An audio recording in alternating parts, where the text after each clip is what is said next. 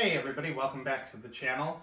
Today I'm going to show you guys around our brand new GE Profile refrigerator. And my goal for this video is to give prospective buyers a decent overview of the unit and show you guys around. I'll give you some of my positives and negatives about it.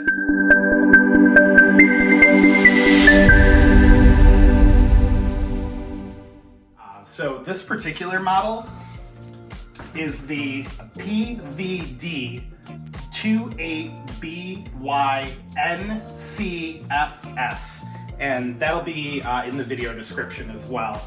So starting out on the front here, obviously it's stainless steel. It's designed to minimize the impact of touches. So it stays relatively clean pretty easily so far. I've only generally wiped it a little bit here and there.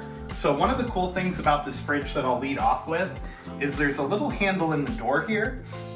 So if you just need something quick like a salad dressing or butter or whatever, you can access the fridge from the outside without having to go all the way in. And these drawers slide out like this. The butter drawer and dairy drawer is right up here.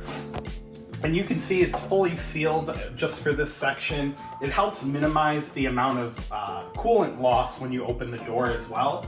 So now going to the inside here, I'm gonna open it up. So one positive about this fridge that really drew us to it was the LED backlighting on the back.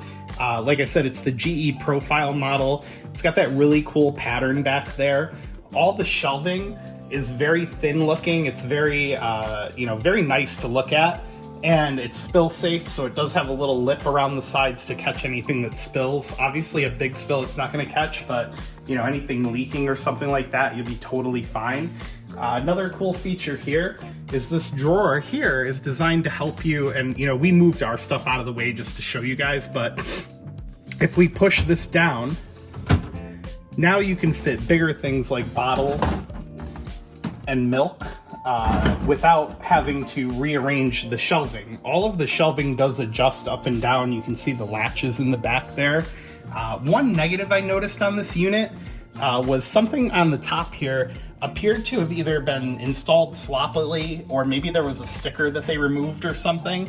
And I'm not sure if this LED is supposed to be yellow like that. So let me know down in the comments if your unit looks like that, because that was one thing that I was wondering about myself. So yeah, just let me know in the comments if your unit looks like that. So in addition to the shelving, you have these drawers down here that are soft close. So if you get something out, or maybe your children get something out and they go to slam the drawer, it just physically won't let you slam it, and it just slides closed very nice and gentle. And all of the plastic in this unit feels very quality. Like, these drawers are clearly plastic, which might be a downside to some people, but the plastic does feel really thick and sturdy, so I don't think you're gonna have a problem. And up here on the top, you can adjust for fruits and vegetables. It lets the right amount of cold air in. So coming back out here, you have these drawers, which, there goes the timer. You have the drawers, which on this side are gonna be really small because of the indoor ice maker, but on this side, they're huge. Like I just showed you guys, you can fit a lot of stuff up there.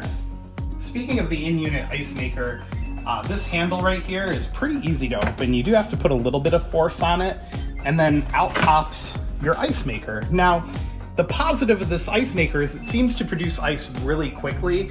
We haven't had a problem with running out of ice in the short amount of time that we've owned this, but the ice bucket itself,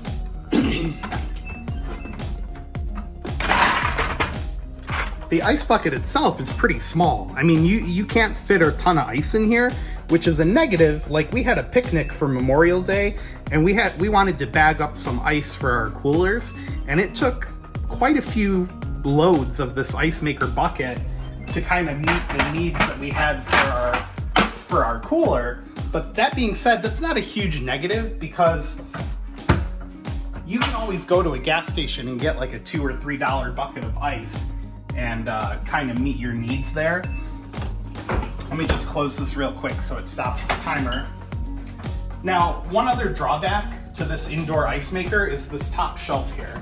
This top shelf is clearly the smallest one in the unit, and if you put anything in there, like we're using this little bottle here as an example, it's gonna hit the top of that door before you go to close it. So, you know, just keep in mind that if you like to store your condiments and dressings in this door, you're gonna wanna put them on that side. So you kinda, you know, these drawers have limited usability to them because of the indoor ice maker. So coming around to the front here, this is the coolest feature of this fridge. In fact, it's the coolest feature of any fridge I've ever seen. It's called Autofill. So it works with or without ice in the glass. You put your cup in here, and right under here, there's two like what appear to be like little fisheye cameras, and they scan your glass when you hit the autofill button. One negative of this feature is it is a little bit slower than if you just poured it yourself. And up here, it'll tell you how much water has gone into your glass that you're filling, which is really convenient if you're trying to keep track of your galley liquid intake. That's a really convenient feature. Now with the autofill, it is always gonna stop just short of the top of the glass, which is fine, because then you can always just push it in and fill the last little bit without worrying about it spilling. So that's fine, fantastic. On the door here, you do have a settings button where you can control the fridge temperature, freezer temperature, door alarm, ice maker, and Wi-Fi. So speaking of Wi-Fi, there is an app. It's called Smart HQ, I believe. I'll put the correct name down if that's not correct, but it's an app that lets you see the temperature of each part of the fridge. So the fridge, the beer and drink drawer, which I'll get to in a minute, and the freezer. It shows you even how much electricity the fridge is consuming, and also gives you door alerts. So it'll show you in real time if the door is opened or closed and send an alert to your phone if the door is ajar. So really cool features here. Cheers to the water. And one other thing I did forget to mention just a moment ago is the water filter here. It pops open, and your water filter cartridge is right there behind the door. Super easy to get to. There's nothing to disassemble.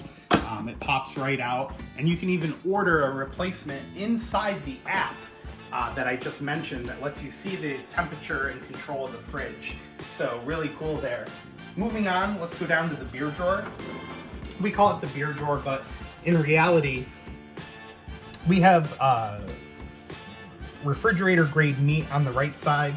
We have snacks for the kids on the left side. And in the middle here, you have a drink holder. The drink holder can stack up to 2 high.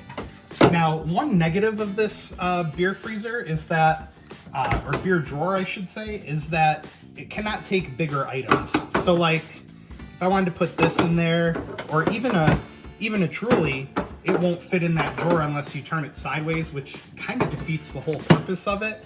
But it's a super cool feature, and it does slide back and forth. So if we wanted to move this all the way over, we could. We just chose to keep it in the middle as kind of a divider. The beer drawer here does let you change the temperature. You have to press and hold for 3 seconds, and then you can choose between meats, beverage, snacks, or wine, and it'll change the temperature accordingly. So that's the beer drawer. It's a fantastic feature. It's really awesome. It's actually in reality called like a flex drawer. Moving on down to the freezer. It is a pull-out freezer from the bottom. You have a really deep well here in the middle with a sliding divider that you can put anywhere you want. A pop-out kind of a snack drawer or a treat drawer as we're calling it. Right now we have crushed garlic and some popsicles in it. The fridge looks pretty empty right now. We haven't finished fully restocking it yet since we got it. And then you have the secondary drawer here on the top that pulls out with another divider that can slide back and forth across the unit to kind of divide up what you want to put in it.